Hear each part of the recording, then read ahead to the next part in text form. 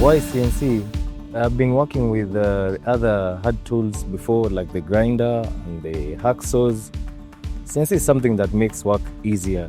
You just come and set a design on the machine, then you give it the command, and it produces something that is very clean, very nice. It's something that anyone can do. It's yani hautaitisho grade ati uambiwe lazima ukuwe na grade A, ukuwe na grade sijui gani.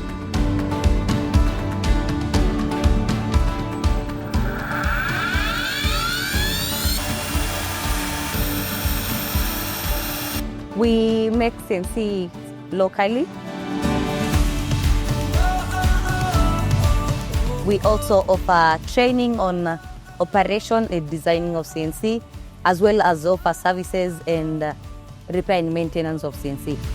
We train on computer-aided design and computer-aided manufacturing.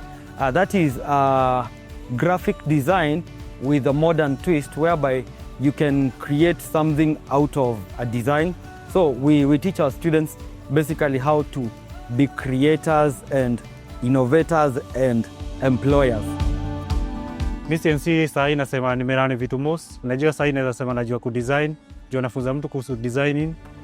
They taught us everything actually, from the designing to the machine operation. Actually what it does, the beautiful things it can do, and what it will do in the future also. I feel very proud whenever I see our students who have completed even the beginners module. They are very employable. Even after the 2 months, the 8 weeks beginners training, you come out as a creator. You come out not just as a CNC operator, but as a creator, as a designer, someone who is employable and someone who is needed in the market. Kwa ule mse anajichongea art na mkono, atafute means ya ku-access hii machine juu the machine is more easier and effective more than kuchora na mkono.